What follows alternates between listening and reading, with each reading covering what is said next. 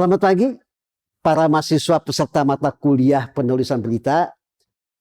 Pagi ini saya akan membawakan salah satu materi penting dalam penulisan berita yang ikut menentukan bahwa sebuah berita itu menarik atau tidak menarik bagi halayaknya.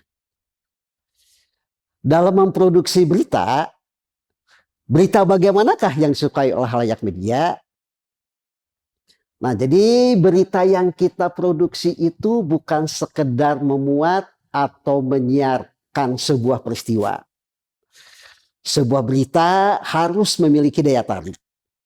Jika tidak, halayak tidak akan membaca, mendengar, atau menonton berita yang kita sajikan. Sehingga dikhawatirkan mereka akan lari ke media massa yang lain. Nah, salah satu unsur yang dapat menarik minat orang untuk membaca, mendengar, atau menonton berita kita adalah yang biasa disebut dengan nilai berita atau news value. Berikut ini adalah komponen nilai berita yang selalu menjadi pegangan para jurnalis dan redaktur dalam memproduksi sebuah berita. Nah, jadi ini ada sedikitnya 10 komponen nilai berita. Ya.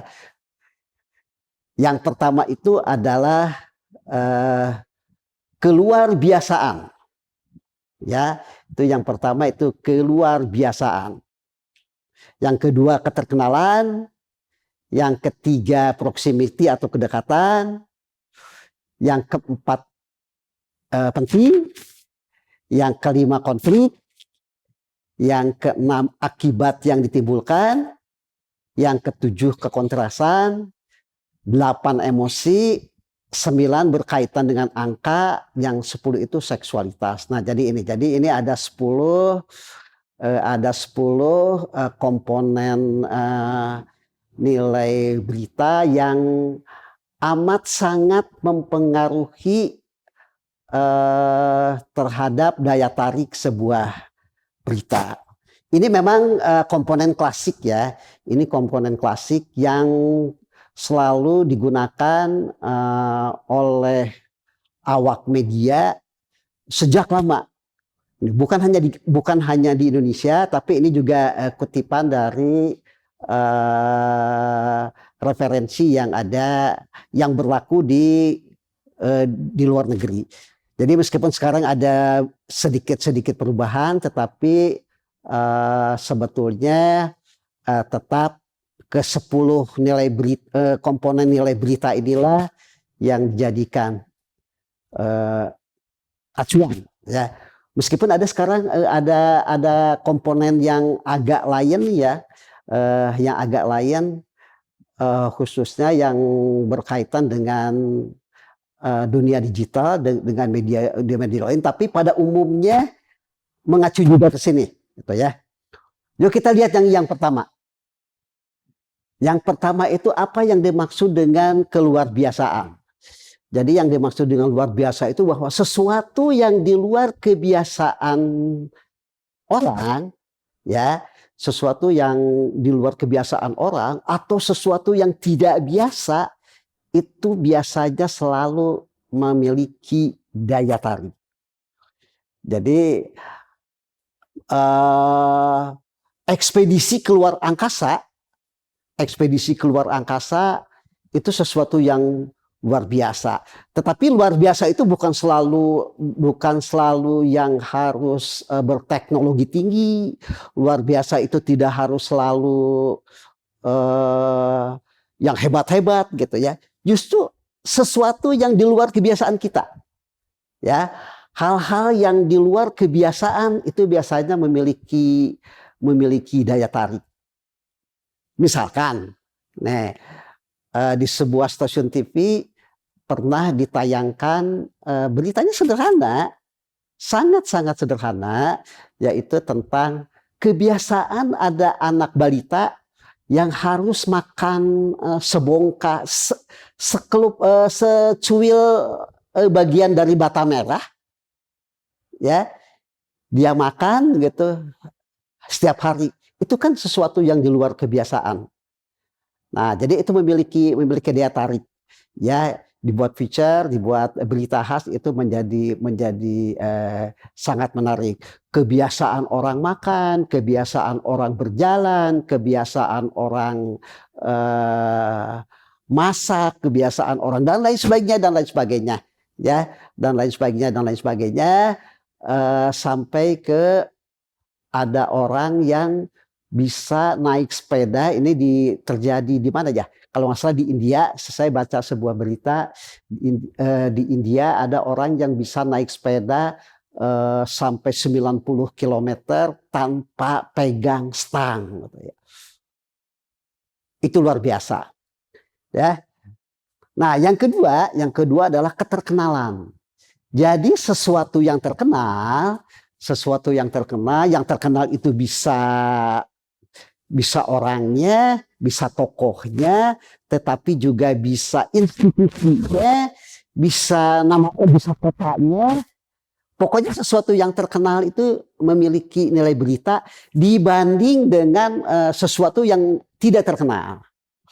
Nah, jadi orang terkenal itu punya nilai berita dibanding orang yang tidak terkenal. Itu lokasi atau sebuah institusi, katakanlah perguruan tinggi terkenal, itu memiliki nilai berita dibanding perguruan tinggi yang tidak terkenal. Misalkan gini, ada wawancara terhadap bidang tertentu, ahli tertentu, itu diwawancara dari perguruan tinggi terkenal dengan perguruan tinggi yang tidak dikenal. Maka yang memiliki nilai berita adalah ahli atau pakar dari perguruan tinggi terkenal tadi, atau juga dari institusi ya, dari institusi terkenal itu ada narasumber. Nah, jadi itu menambah nilai berita, gitu ya. Tuh. Yang berikutnya adalah proximity atau kedekatan. Yang dimaksud dengan proximity kedekatan itu adanya kedekatan antara halayak dengan berita yang dimuat atau berita yang disiarkan yang memiliki kedekatan, ya, baik kedekatan psikologis maupun kedekatan geografis.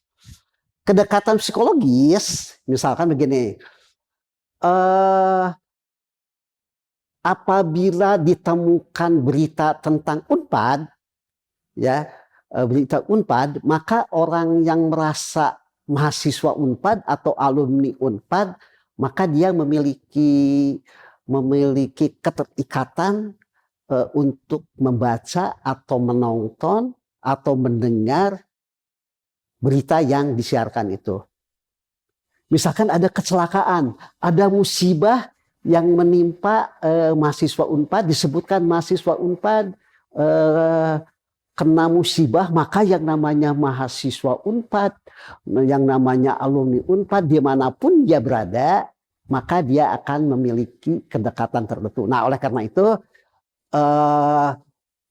dalam produksi berita pada media lokal, ya, dalam media lokal itu akan mempengaruhi tentang kedekatan ini, ya. Jadi media di Bandung itu akan memiliki daya tarik apabila dia memberitakan tentang seputar Bandung, karena halayaknya itu ada di Bandung, dibanding dia memberitakan peristiwa di Samarinda, ya, di Samarinda yang konteksnya kecil, gitu, ya. Nah, itu. Jadi dimanapun orang Bandung berada, ketika dia ada berita tentang Bandung, dia akan segera membaca, dia akan ada perhatian lebih terhadap apa yang ditayangkan atau disiarkan atau dimuat oleh media tersebut. Nah, jadi itu ya. Berikutnya, ini juga masih masih apa? Masih klasik juga ya, nilai berita yang berikutnya itu adalah sesuatu yang penting. Sesuatu yang penting itu selalu menjadi berita menarik. Pemilihan umum itu dianggap merupakan peristiwa penting, ya, peristiwa penting yang berlangsung 5 tahun sekali. Apalagi itu menyangkut pemilihan pemimpin negara, pemilihan pemimpin daerah di provinsi atau maupun tingkat kota atau tingkat kabupaten. Itu dianggap penting, sehingga apalagi sekarang pergantian presiden 5 tahun sekali, jangan heran apabila setiap saat media massa terus menjadikan pemilu itu menjadi bahan untuk pemberitaan. Itu penting ya. Yang kelima, konflik nih. Nah, yang namanya konflik mah itu selalu konflik antara kelompok A dan kelompok B, ya. Geng ini sama geng itu, kesebelasan ini sama kesebelasan ini. Jadi konflik itu tidak harus selalu dalam konotasi negatif, ya. Biasanya kalau ada yang beradu, ya, saling beradu itu memiliki daya tarik. Nanti siapa yang menang? Ya, jadi konflik di sini tidak harus selalu konflik kepentingan, tidak harus selalu konflik fisik, tetapi juga salah satunya itu olahraga. Kenapa olahraga itu salah satu salah satu bidang yang sangat disukai, ya, baik itu hasilnya di media cetak ataupun siaran langsungnya di media elektronik, karena ini menyangkut ke unsur yang nomor 5 ini. Jadi konflik di sini beradunya dua kepentingan untuk saling menang. Kesebelasan A melawan kesebelasan B. Nah, itu sebabnya berita olahraga itu selalu memiliki daya tarik. Ya, memiliki daya tarik sehingga olahraga itu mendapat perhatian khusus dalam pengelolaan media massa. Ya, di surat kabar pun ada satu halaman khusus halaman olahraga. Di televisi tidak segan-segan, biayanya tinggi, itu menampilkan siaran langsung pertandingan sepak bola. Pertandingan sepak bola. Nah, ini apalagi dikaitkan lagi dengan proximity, kedekatan gitu ya. Pertandingan sepak bola Persib Bandung itu selalu mendapat perhatian dari halayaknya, meskipun dia tidak tinggal di Bandung tapi dia memiliki kedekatan. Dia tinggal di Papua tapi dia orang Jawa Barat, itu memiliki kedekatan. Nah, itu berkaitan dengan itu ya, berkaitan dengan tentang konflik digabungkan dengan proximity tadi. Nah, kemudian akibat yang ditimbulkan. Akibat yang ditimbulkan ini juga apabila ada suatu peristiwa, ada satu penyebab yang bisa menimbulkan dampaknya itu luar biasa, maka hal itu menjadi daya tarik. Ya, hal itu menjadi daya tarik. Dari mulai hal-hal yang bersifat fisik maupun non fisik. Misalkan pesawat jatuh. Pesawat jatuh itu nilai beritanya bisa macam-macam, bisa luar biasa, bisa karena kalau ada orang-orang yang dekat dengan kita, pihak yang dekat itu masuk ada proximity-nya, tuh ya. Ini juga bisa masuk ke nomor 6 ini. Jadi akibat pesawat jatuh, maka sekian puluh orang bahkan sekian ratus orang itu tewas. Ya, itu tewas. Kebakaran. Kebakaran sebuah sekolah itu akibat yang ditimbulkannya adalah ratusan orang itu tidak bisa sekolah. Itu yang berkaitan dengan fisik, tetapi yang berkaitan dengan non fisik itu bisa menyangkut tentang kebijakan. Ya, kebijakan. Kalau dulu itu BBM naik, ya. BBM naik itu bisa menjadi pemberitaan besar karena apa? Akibat yang ditimbulkannya adalah naiknya harga-harga komoditi di pasar. Itu ya, nah itu yang nomor 6. Jadi kita jurnalis itu harus peka sekali mana yang ini, yang kira-kira eh, kalau ini terjadi akibat ini timbulkannya harus bagaimana, akan seperti apa, maka pemberitaannya juga harus seperti apa. Kemudian yang ketujuh itu tentang kekontrasan. Jadi sesuatu yang kontras itu yang hitam putih gitu ya, yang beda antara A dengan B, antara C dengan D, itu biasanya memiliki daya tarik. Tuh, jadi kalau semua orang pakai baju hitam, tiba-tiba ada yang pakai baju putih satu, itu kontras. Maka dia memiliki daya tarik. Kalau semua orang pakai baju merah, kemudian tiba-tiba ada yang pakai baju biru, maka yang baju biru itulah yang kelihatan kontras. Sehingga dialah yang memiliki daya tarik. Nah, jadi kekontrasan itu dalam konteks pemberitaan ini bisa menjadi daya tarik. Misalkan gini, misalkan di sebuah kota, di sebuah lokasi yang dinilai bahwa penduduknya adalah pendapatannya tinggi, tapi di situ ternyata masih ada orang miskin, kelihatan kontras gitu ya. Atau sebaliknya, di sebuah negara yang amat sangat miskin, tetapi ada keluarga yang bergelimang dengan harta, mobilnya mewah dan lain sebagainya dan lain sebagainya. Nah, itu jadi kekontrasan ini selalu memiliki daya tarik. Kontras juga apabila semua ada kita sedang jalan-jalan ke sebuah negeri atau ke sebuah daerah, tiba-tiba menemukan sebuah produk yang harganya luar biasa mahal. Padahal di tempat kita ini sangat murah. Nah, itu salah satu yang berkaitan dengan kekontrasan ya. Tuh. Itu sesuatu yang kontras biasanya yang menarik. Biasanya kita melihat merah, tiba-tiba ini hitam. Nah, itu yang menarik. Biasanya ini melihat ini jelek, tapi kok kita menemukannya bagus, itu memiliki daya tarik untuk sebuah berita. Kemudian berikutnya tentang emosi. Nah, yang dimaksud emosi ini emosi yang berkaitan dengan perasaan ya.